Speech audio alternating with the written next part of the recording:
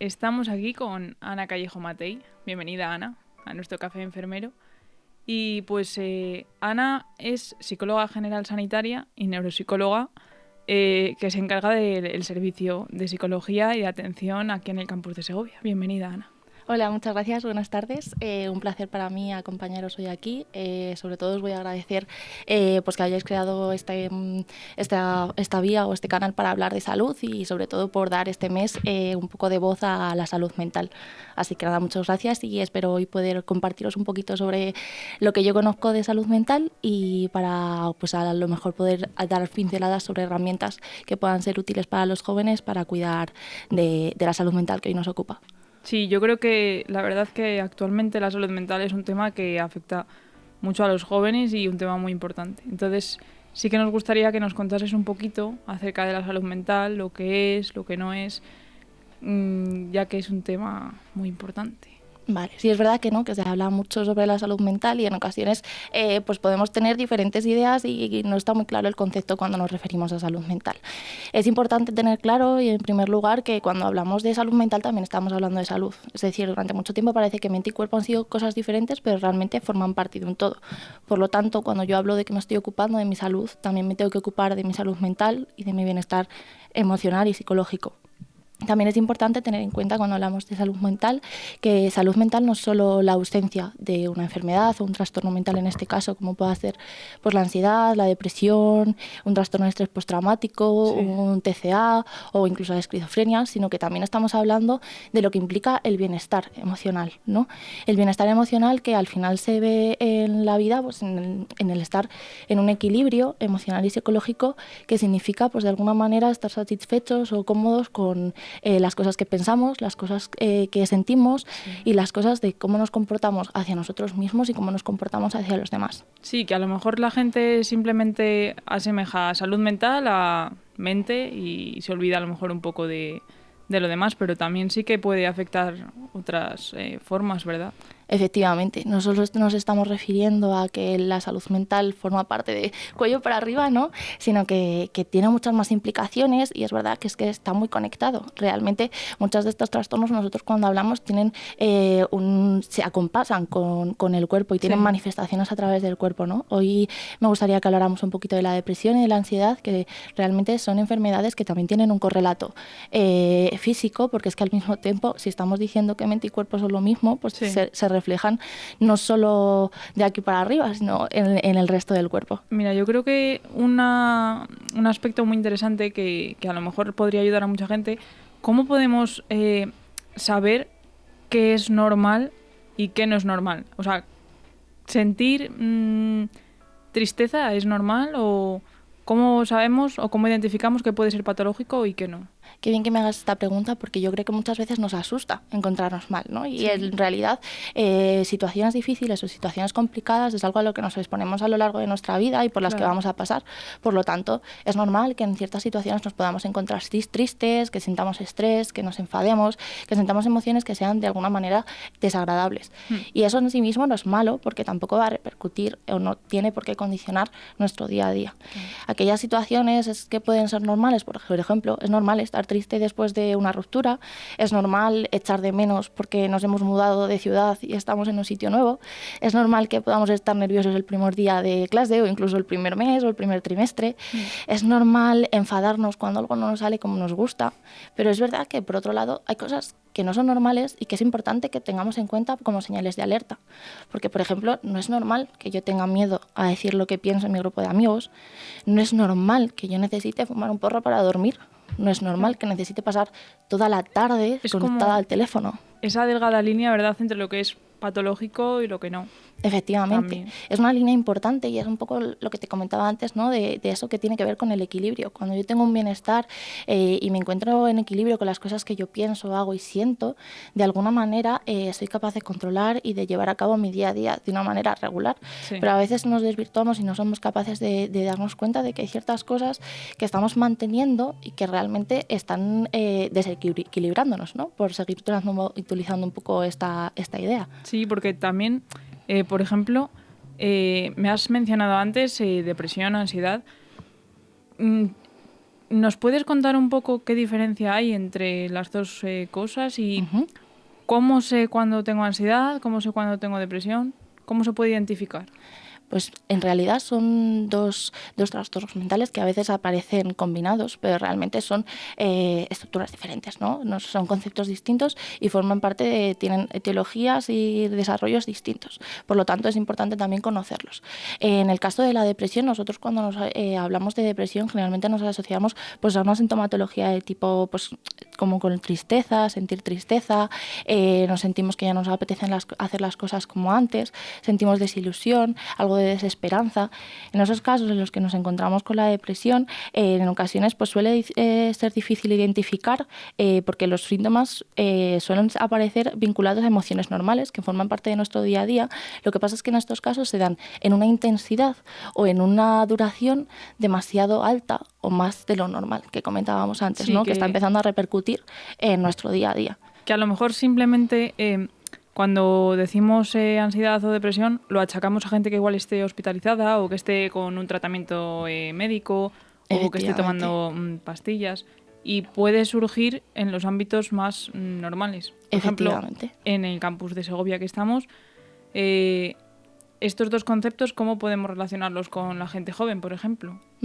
Es verdad que vosotros en el contexto en el que os encontráis, que es el contexto universitario, tenéis que hacer frente a desafíos importantes en esta nueva etapa de vuestra vida, ¿no? De repente pues surge la necesidad de tener que hacer nuevos amigos, la independencia, pues os tenéis que mudar en muchas ocasiones, tenéis que formar nuevas amistades, de repente aparecen las responsabilidades económicas, de repente aparecen las responsabilidades cuando os independizáis o empezáis a vivir solos, y al final es importante tenerlo en cuenta porque estáis expuestos a una serie de desafíos que pueden poner en riesgo, ¿no? Cuando hablamos de este equilibrio, pueden poner en riesgo de alguna manera la salud mental, porque claro, al final cuando hablamos de salud mental también es importante tener en cuenta que no ocurre de manera aislada, sino que tiene que ver con un contexto y también las cosas que ocurren a nuestro alrededor va a ser importante. Es verdad que las redes sociales es un contexto a través del teléfono, entonces podríamos decir que es un contexto artificial, pero es un contexto al fin y al cabo al que estamos expuestos durante muchísimas horas y está muy a nuestro alcance, ¿no? Lo tenemos muy a mano y muchas veces no sé si os habéis llegado a replantear el uso que hacemos de las redes sociales, qué información nos estamos dejando que nos bombardee, porque realmente esa información va a condicionar lo que nosotros queremos, creemos que necesitamos, nuestras expectativas. Sí, no que sé. A lo mejor de forma inconsciente puede influir de manera negativa y puede ser un desencadenante de... Claro, por ejemplo, imagínate, si mis redes sociales están llenas de imágenes de influencers que muestran una realidad maquillada, ¿cuáles van a ser? Me voy a comparar, ¿cuáles van a ser las expectativas que voy a tener hacia mí misma? ¿Cómo de satisfecha me puedo encontrar con mi vida en comparación con esto que estoy viendo o con mi cuerpo? Eso al final va a tener una repercusión y un impacto, y sí que la verdad es que invito a las personas que nos estén escuchando que después de escuchar este podcast, pues revisen un poco qué seguidores están teniendo, a quién siguen en redes sociales, qué información les está bombardeando en su día a día, qué información están recibiendo, porque al final eso les va a condicionar consciente o inconscientemente a esas expectativas que tienen, y muchas veces las personas a las que seguimos no son coherentes con nuestros valores, no son coherentes con las cosas que queremos y que son importantes para nosotros. A mí me gustaría, Ana, que tratásemos, yo creo, un punto muy importante.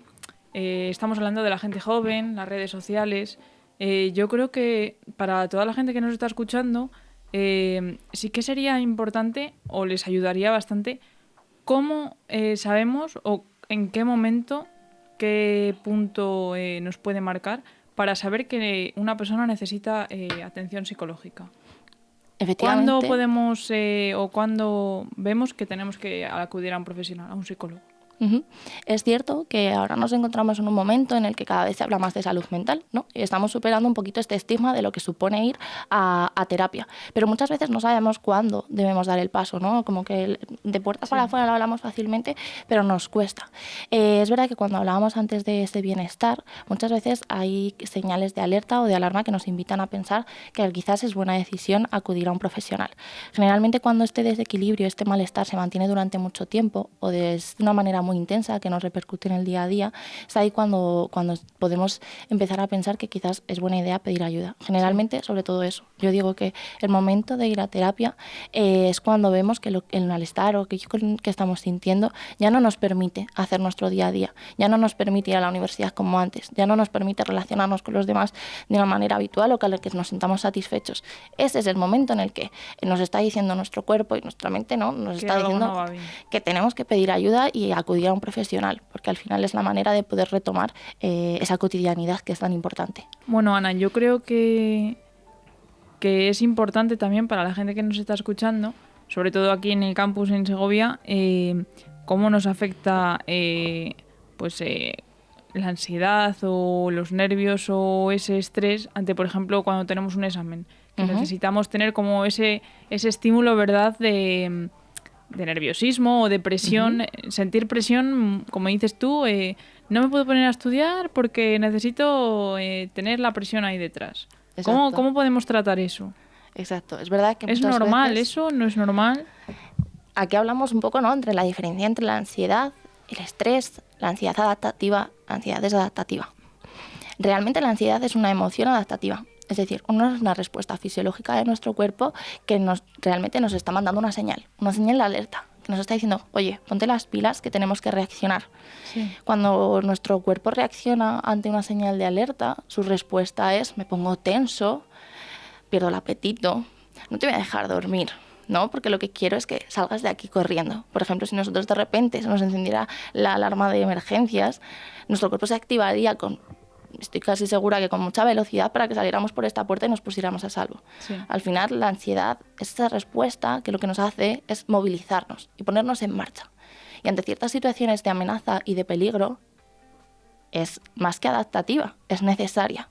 Eso pasa un poco en menor medida con el estrés, ¿no? Cuando nosotros nos encontramos ante los exámenes, como comentabas, necesitamos de alguna manera ser conscientes o decirnos a nosotros mismos, oye, aquí hay una amenaza relativa, ¿no?, que son los exámenes, se acaba el cuatri, tenemos que ponernos a tope y hay que movilizarnos para organizarnos y hacer frente a esto. Sí, es como un toque de atención que te da el cuerpo que te dice, oye, aquí no estás en una situación normal, despierta. Y eso se llama punto óptimo de activación. Necesitamos un mínimo de activación, ¿no?, para ponernos en marcha y movilizarnos, por ejemplo, para estudiar, para hacer frente a ciertas dificultades, ¿no?, a ciertas a ciertas cosas o situaciones que podemos considerar como peligrosas o como amenazantes. ¿Qué pasa? Que esto se convierte en un problema y se vuelve desadaptativo cuando aquello que yo estoy percibiendo como peligro o amenaza no es real, no existe, no está ahí. O lo percibo como más amenazante de lo que es, ¿no? Pasamos de un nivel de activación óptimo a un nivel desadaptativo. Me excedo, me paso por exceso. Entonces mi cuerpo sigue generando esas respuestas de huida, como decíamos, ¿no? Mi cuerpo se pone tenso, sí, se me cierra el estómago, no puedo descansar, porque mi cuerpo me está diciendo que algo no va bien. Exacto. O sea, esa sensación de ansiedad está diciendo, hay un peligro, responde. ¿Qué pasa? Que lo que yo estoy interpretando es que hay un peligro, pero ese peligro a lo mejor no está, o no le puedo hacer frente. Cuando esto se mantiene en el tiempo, esos síntomas de ansiedad se convierten en dolor de estómago, dolor de cabeza. A lo mejor que nos tiemblan, ¿no?, el cuerpo, manos, ¿no?, el ojo, ese malestar. Sí. Es signo de que es una ansiedad desadaptativa que se está manteniendo en el tiempo y que estamos teniendo una respuesta que supera el punto óptimo de activación. Quizá puede ser lo que nos estás contando, o el que yo llegue un día a casa y no me apetezca comer, o que me duela la barriga a lo mejor una mañana, o que vea normal que es que hoy me he levantado con dolor de cabeza y tengo que estar preocupada porque tengo un examen mañana. O... Efectivamente. Eso afecta, ¿verdad? Efectivamente, son señales, como decíamos antes, si mente y cuerpo son lo mismo, que yo tenga este desequilibrio, que no tenga ciertas dificultades para gestionar este tipo de situaciones, que esté a un nivel de activación excesivo, al final tiene un correlato que se manifiesta en estos dolores de cabeza, en estos dolores de tripa, en ese nerviosismo, en el estar más irascibles. Al final, si yo no trato algo, si no le doy su espacio, acaba teniendo que salir de otras maneras, sí, y muchas veces es a través del malestar físico. Que quizás llega un momento que deja de ser normal. ¿verdad? Efectivamente, ¿no? Ya no me permite, lo que decíamos antes, ya no me permite llevar mi día a día porque cuando estoy con un nivel de ansiedad tan alto y estoy rígida y respondiendo de esta manera durante tanto tiempo, es que yo no me puedo ocupar, yo no me voy a concentrar. Fíjate, me estoy con ansiedad por exámenes, pero me he pasado del punto óptimo, entonces ya no me puedo concentrar. Y yo creo que, Ana, con esto que nos estás comentando, que es muy interesante porque es importante saber cuando algo deja de ser una cosa normal. Ajá. ¿Qué pautas o qué podemos hacer nosotros para poder cuidar nuestra salud mental? ¿Qué cosas podemos hacer para prevenir ciertos factores de riesgo o para que esto deje de ser una cosa normal, como tú nos comentas? Uh-huh. Como venimos diciendo, ¿no? Al final la salud mental depende de muchos factores. Y cuando se trata de tener que hacernos cargo de nuestra salud mental y de cuidar de ella, a mí me gusta hablar de que al final la salud mental es como una mesa que tiene 4 patas, de las cuales yo me tengo que hacer cargo. Son 4, ¿no? La primera de ellas sería el cuerpo. Si decíamos que mente y cuerpo forman parte de un todo, tengo que cuidar de mi cuerpo tiene que estar nutrido, mi cuerpo tiene que estar descansado, tengo que atender a una serie de necesidades básicas para cuidar de mi salud mental. Por otro lado, hay una segunda pata, ¿no? La de el autoconocimiento. Al final, conocerse es una herramienta súper potente. Cuando yo me conozco y yo sé las cosas que me desregulan, yo sé las cosas que me afectan, que me hacen sentir peor, y al mismo tiempo yo conozco y he dedicado tiempo para identificar qué necesito para regularme, qué necesito para volver al equilibrio. Al final lo que puedo hacer es, primero, identificar antes cuándo puedo responder y, por otro lado, también puedo, de una manera mucho más satisfactoria y mucho más rápido, responder y encontrar ese equilibrio que comentábamos antes, porque tengo las herramientas y sé cuándo y cómo utilizarlas. Y retomando un poco esto que te comentaba de las 4 patas, la tercera sería la gestión del tiempo y priorizar. Al final tenemos que reconocer, por mucho que nos duela, que el tiempo es limitado, es finito y por lo tanto nosotras somos las únicas responsables de gestionar qué hacemos con ese tiempo. Claro, cuando además yo me he dado la oportunidad de conocer qué cosas son importantes para mí y qué prioridades tengo, por lo tanto organizaré el tiempo de una manera satisfactoria y coherente con lo que yo necesito y cuáles son mis valores. Es decir, si para mí es importante en el momento presente cuidar de mis amistades, pero al mismo tiempo sé que para mí es importante labrar un futuro y, oye, dedicar tiempo a lo que quiero que sea mi profesión, por ejemplo, la enfermería, pues a lo mejor tengo que saber que mi tiempo, la administración de ese tiempo tiene que ser coherente entre esas 2 necesidades que yo he identificado y tendré que dedicar tiempo tanto a una cosa como a otra. Como a la otra. Efectivamente. Y por último, esta cuarta pata que te comentaba sería la red de apoyo. Es muy importante y al final como red pues se llama red porque al final sostiene. No se trata de, no es un impulso que te venga arriba, pero sostiene. Cuando yo caigo tiene que recoger. Es las cosas, las personas que me recogen, que me acompañan, que me hacen sentir un poquito mejor. No hace falta que me solucionen los problemas, me hace falta que me acompañen. Y al final nutrir esa red de apoyo. Como decíamos antes, el contexto es importante, entonces me voy a rodear, voy a construir ese contexto en base a personas que sean importantes para mí y que compartan mis valores, ¿no? Para mí creo que hay antes que decir te quiero, no hay piropo para mí más grande que decir a la gente que me rodea, te admiro y quiero que formes parte de lo que me rodea. De eso que decíamos, joder, si soy de lo que me acompaña, quiero que tú me acompañes y, oye, si yo no estoy bien, me acoges. Claro. Y si tú no estás bien, te acogeré. Yo creo que es importante, como decías tú antes, el estar ahí, ¿verdad? El que a lo mejor no hace falta decir nada, simplemente saber que estás ahí, ese apoyo.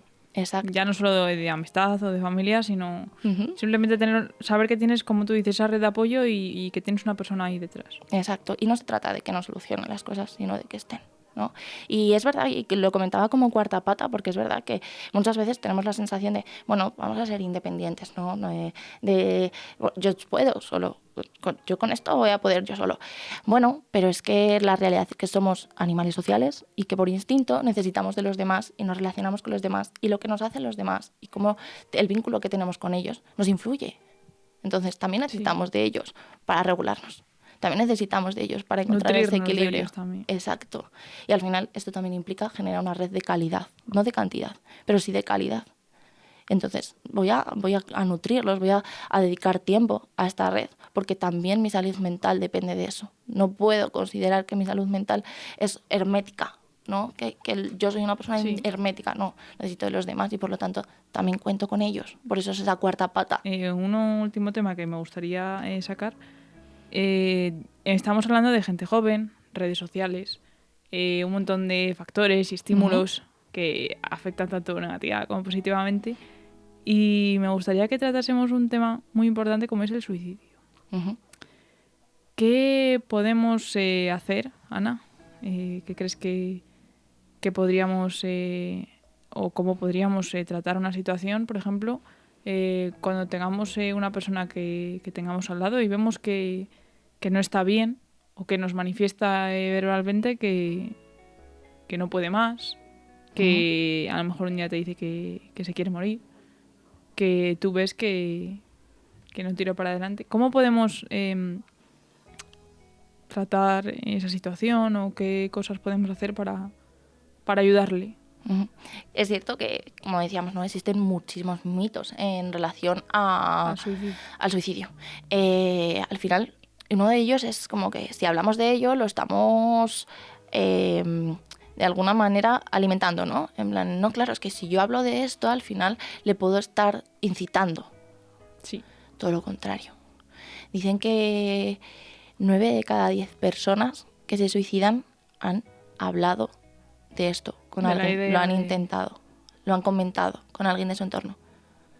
Es decir, es importante dar cabida sí. y hablar de ello no incita. Cuando digo que han hablado es que lo han querido hablar, no que hayan tenido la atención, no se les haya escuchado. Que lo han verbalizado, digamos. Efectivamente, ostras. Entonces, tendré que hacer eco de esto, ¿no? Tendré que recogerlo. No puedo hacer como si no estuviera pasando.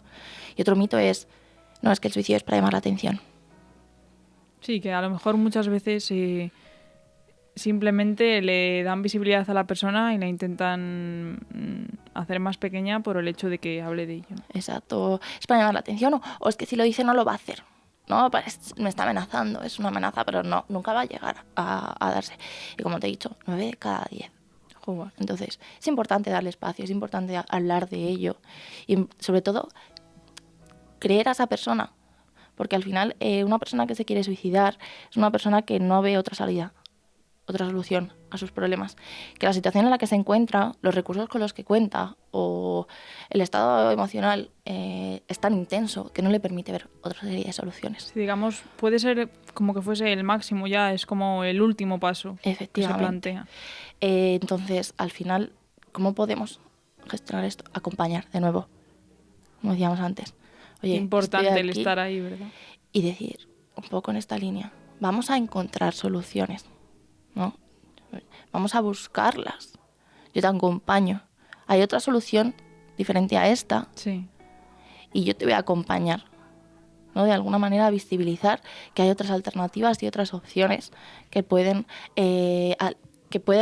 ayudar, ¿no? Porque al final realmente no sabemos qué hay más allá y por lo tanto quizás del replantearlo de esta manera, decir, oye, te acompaño, ¿qué podemos hacer? ¿Qué otras alternativas hay además de esta? Sí, barajar posibilidades y entender a la otra persona también, yo creo, ¿verdad? Eso es. Pues la verdad es que me ha gustado mucho que hayamos tratado este tema, Ana, y es una suerte tenerte y que nos hayas podido compartir y nutrir con tu sabiduría acerca de la salud mental y la verdad que hayamos podido tratar este tema tan importante, ¿verdad? Para toda la gente que nos escuche y... Muchísimas gracias a vosotros por dar eco de esto que nos ha ocupado hoy, ¿no? De la salud mental, por lo importante que es, porque al final, ¿no? Espero que la idea de hoy haya quedado está en todos los sitios, es algo que se trabaja día a día, igual que me ocupo de mi salud física, me tengo que ocupar de mi salud mental y puedo hacer cosas por ocuparme de ella y también de la mía y de la gente que me rodea y acompañar. Sí, yo creo que ojalá con esta entrevista hayamos puesto nuestro granito de arena y le hayamos podido dar voz a un tema tan importante como Espero la salud que sí. mental. Eso es. Muchísimas gracias, Ana. Muchas gracias a vosotros.